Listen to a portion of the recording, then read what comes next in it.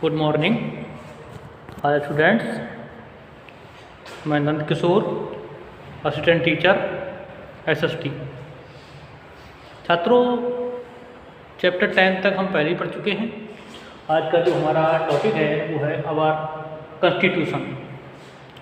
तो ठीक है, थोड़ा ध्यान दीजिए। द रूल्स और law according to which a country is governed from its constitution. Rules यानी कि नियम और कानून के आधार पर देश चलता है और इन नियमों और कानूनों के लिए संविधान का निर्माण होता है। Having a constitution is a way of making sure that those who govern a country do not do just that they please. यानी कि कॉन्स्टिट्यूशन यानी हमारा संविधान ये निश्चित करता है कि जो व्यक्ति शासन कर रहा है वो कहीं अपनी मनमानी तो नहीं कर रहा है, कहीं संविधान का उल्लंघन तो नहीं कर रहा है। ये सारी चीज़ों का जो सुनिश्चित किया जाता है वो किया जाता है संविधान में। Any decision they take must follow the constitution. यानी कोई भी डिसीजन लिया जाता है वो डिसीजन में कॉन्स्टिट्यूशन का पालन करना होता है, संविधान का पालन करना होता है। The writing of our constitution, हमारा जो कॉन्स्टिट्यूशन है, संविधान है, वो लिखित है। Just before we gain independence, आज़ादी से ठीक पहले। The people elected a body called the constituent assembly, हमारे यहाँ के लोगों ने एक निकाय का चुनाव किया जो कॉन्स्टिट्यूट असेंबली कहलाया, अर्थात संविधान सभा कहलाया।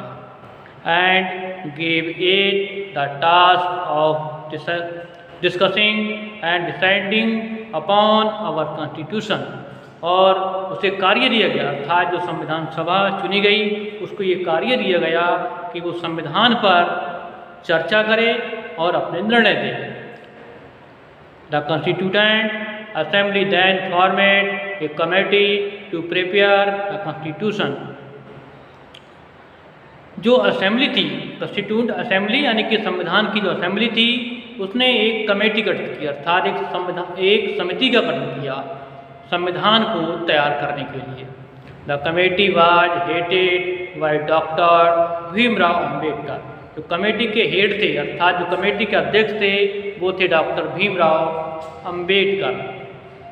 It instituted the constitutions of many countries and came up with one that would suit us। इस कमेटी ने अनेक देशों के संविधान का अध्ययन किया और जो हमारे देश के अनुरूप हुआ, अनुकूल मिला, उसे हमारे संविधान में लेकर आए। अर्थात जो कमेटी बनाई गई थी संविधान बनाने से पहले, उस कमेटी ने बहुत सारे देशों में जाकर वहाँ के संविधान का अध्ययन किया था।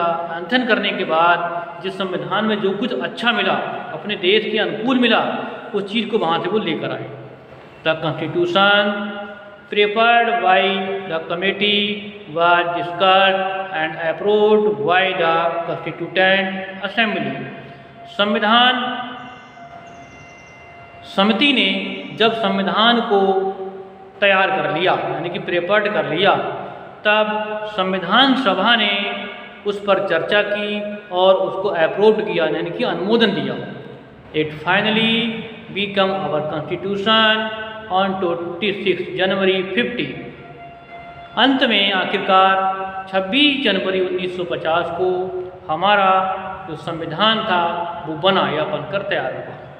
We say we adopt our constitution on this day, which we call our Republic Day। We say, हम कहते हैं, we adopt, हमने अपनाया था अपने संविधान को, on this day, इस दिन, यानी 26 जनवरी 1950 के दिन हमने अपने संविधान को अपनाया था, इसे स्वीकार किया था। which we call our Republic Day, इसलिए इसे हम गणतंत्र दिवस बोलते हैं, यानी कि रिपब्लिक डे 26 जनवरी 1950 को बोलते हैं। A few things about our constitution, हमारे संविधान के विषय में कुछ और बातें और भी तथ्य दिए गए हैं, उनका बात कर रहे हैं। Our constitution is the longest written constitution in the world. हमारा जो कॉन्स्टिट्यूशन है, जो संविधान है, वो एक लंबा संविधान है और एक लिखित संसार है। यानी कि हमारा जो संविधान है वो संसार के बड़े संविधानों में से एक है और लिखित संविधान है। It explain the nature and function of our government. Explain ये व्याख्या करता है नेचर प्रकृति की, फंक्शन कार्यों की। ये हमारे सरकार के कार्य और प्रकृति की व्याख्या करता है। What rights the people have and so on. और ये भी बताता है कि हमारे यहाँ के लोगों के पास क्या अधिकार हैं या लोगों के पास कौन से अधिकार दिए गए हैं। We can not discuss everything in it. इस समय हम सब पर चर्चा नहीं कर सकते। But here are a few important things। यहाँ पर कुछ महत्वपूर्ण बातें भी बताई जा रही हैं। All constitutions are not written। सभी संविधान लिखित नहीं हैं। One example is the Constitution of the United Kingdom। इनमें से एक उदाहरण संयुक्त राज्य अमेरिका का दिया गया है, जहाँ का संविधान लिखित नहीं है।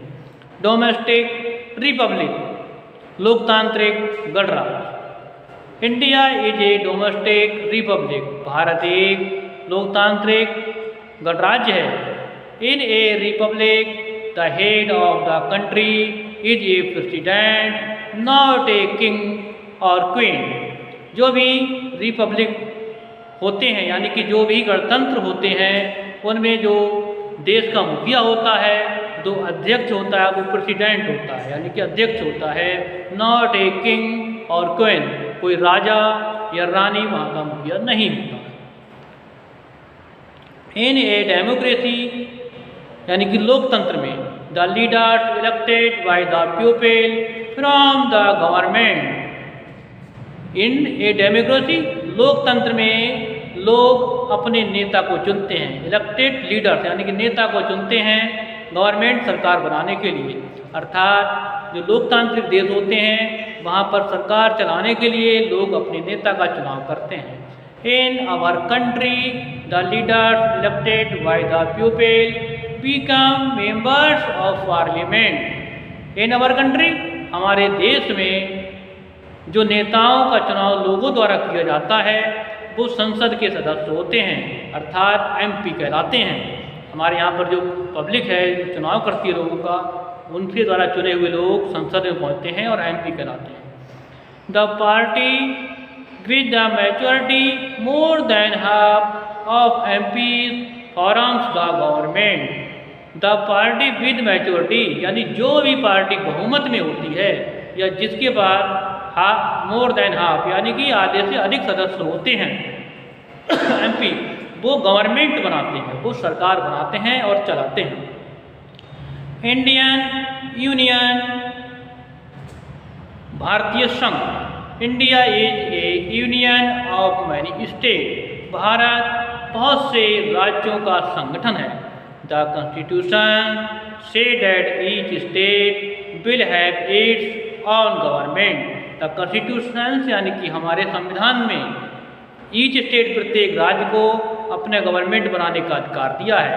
अर्थात हर राज्य की हमारे यहाँ पर अपनी एक सरकार होती है। And the rule of India और that union will have the union government, central government. प्रत्येक राज्य की एक सरकार होती है इसके साथ साथ, और पूरे भारत की या भारत संघ की एक संघ सरकार होती है, जिसे सेंट्रल गवर्नमेंट कहते हैं, अर्थात केंद्र सरकार कहते हैं। यानी कि सब राज्यों की अपनी अपनी सरकारें होती हैं और फिर सब राज्य मिलकर एक सरकार बनाते हैं पूरे देश की, वो सेंट्रल गवर्नमेंट या केंद्र सरकार कहलाती है।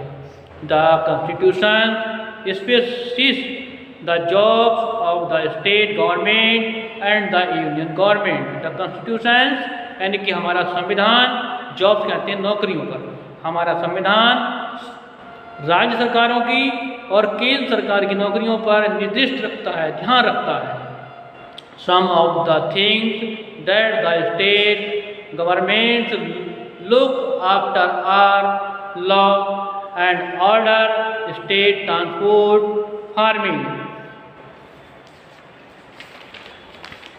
यानी कि जो हमारी कुछ चीज़ों पर चर्चा हम कर रहे हैं जो स्टेट सरकारें देखती हैं। कुछ ऐसी चीज़ें हैं हमारे यहाँ पर जिनकी देखभाल हमारी राज्य सरकारें करती हैं, जैसे प्रांत की यानी राज्य की कानून व्यवस्था को देखना, पुलिस व्यवस्था को देखना, ट्रांसपोर्ट यानी कि परिवहन को देखना, परिवहन फार्मिंग यानी कि खेती की देखभाल करना, हेल्थ यानी स्वास्थ्य, हेल्थ सेंटर, स्वास्थ्य केंद्र, हॉस्पिटल एंड इसी तरह और भी चीज़ें हैं, एंड इलेक्ट्रिसिटी सप्लाई और बिजली की आपूर्ति, जो हमारे यहाँ पर बिजली की आपूर्ति होती है उसके लिए भी राज्य सरकारें देखती हैं।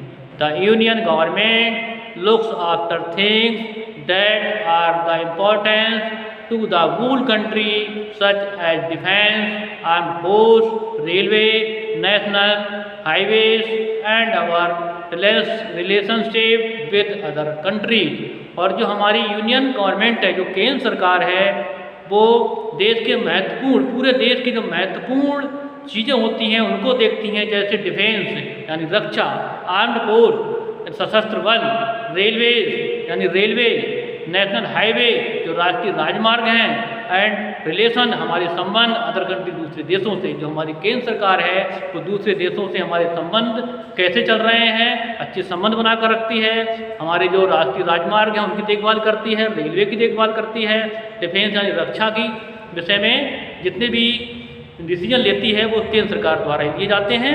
ये चैप्टर का हाफ लगभग हो चुका है, ये मैं यहीं रोकता हूँ, और अगला जो शेष भाग है चैप्टर का वो अगले वीडियो में आपको मिलेगा।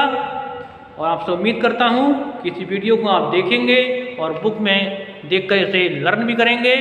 ठीक है, इसी के साथ वीडियो को विराम दिया जाता है। धन्यवाद।